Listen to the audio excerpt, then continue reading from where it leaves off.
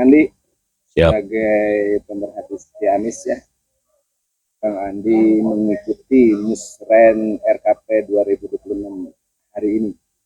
Langsung saja bagaimana respon sambutan dan arahan Pak Bupati dalam kegiatan tersebut? Ya, bagi saya tanggapan dari sambutan tadi pembukaan Musren RKPD 2006 Pak Bupati cukup menghenyak, dan itu memang kalau saya pribadi dari mewakili masyarakat itu yang kita butuhkan, karena bagaimanapun juga kita perlu sikap pemimpin tegas, kemudian juga tidak hanya sekedar tegas tapi memantik, menjadi trigger untuk memicu bagaimana daerah ini berkembang kemudian hari.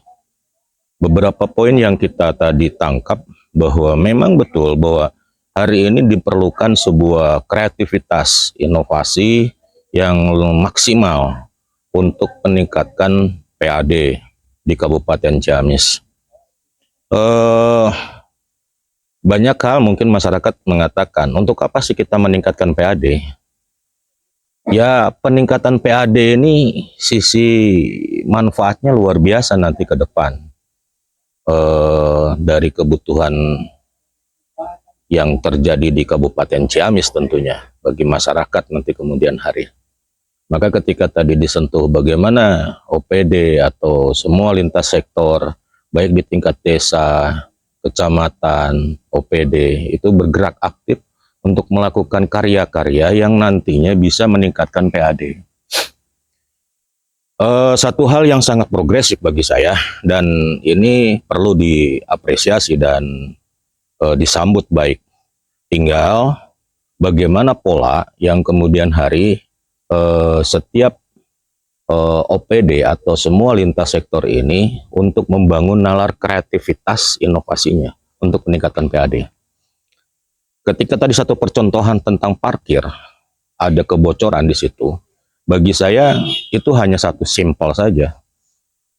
Masih banyak potensi-potensi kita yang sebenarnya harus kita pacu di berbagai sektor lah. Saya ambil contoh bagaimana kita juga belum menangkap sudah berapa nih kalau kita berbicara tentang ketahanan pangan. Banyak nih kelompok-kelompok pertanian, kelompok peternakan. Ini harus dioptimalisasikan kembali, direview kembali, ditingkatkan kembali. Dan kalau boleh memberikan pandangan lebih saran supaya terjadi satu sinkronisasi dan kemajuan di kemudian hari, perlu adanya perubahan cara pandang, cara berpikir, mindset. Seperti saya ingin sering mendiskusikan dengan rekan-rekan bahwa perlu adanya hilirisasi antara hulu dan hilir. Mana yang berperan sebagai hulu, entah itu produktif, produksi, dan lain-lain, dan mana bagian hilirisasi sebagai media promosi, pemasaran, dan lain-lain. Tentu ketika kita berbicara tentang contoh pangan, pertanian, hortikultur, petani jangan sampai diserap semuanya oleh pihak tengkulak, tapi bagaimana pemerintah desa atau tingkat kabupaten mampu menyerap produk komoditi petani dan dipasarkan, dan ini akan menjadi produk nanti kemudian hari pendapatan daerah. Nah, ini kadangkala terlupakan antara hulu mana, hilir mana. Kalau hulu dan hilir ini sudah didapatkan, ini akan menjadi sisi positif. Satu sisi yang lain, OPD ini adalah sebuah sistem yang terikat. Saya pikir ketika satu tema tidak bisa ego sektoral. Isu hari ini contoh, kita berbicara tentang Pronas. Contoh nih ya, kita ambil Pronas, yaitu makan bergizi gratis yang sedang diprogramkan pemerintah daerah. Di sana itu banyak faktor OPD berperan dan menjadi potensi untuk pendapatan daerah.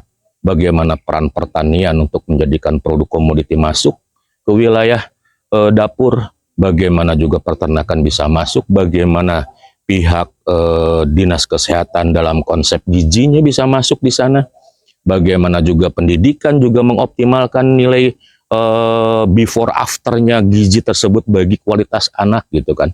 Dan kemudian juga bagaimana lingkungan hidup, bagaimana tata ruang, semua terikat, tidak bisa parsialis, tidak bisa semua berbicara sektoral.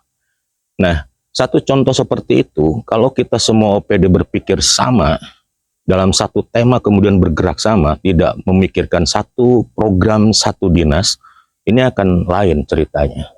Maka optimis kalau cara berpikirnya tadi seperti itu, mengejar target untuk peningkatan daerah, semua OPD, semua lintas sektor bersatu, setiap ada potensi program apapun, semua dikepung dan bagaimana meningkatkan produktivitas.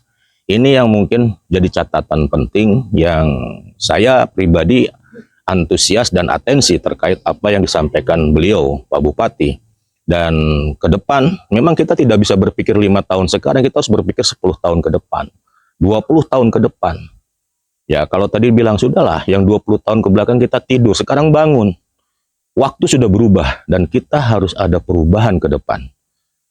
Hari ini, tidak ada lagi kalimat bingung, atau bagaimana, kakuk, kikuk, dan lain-lain.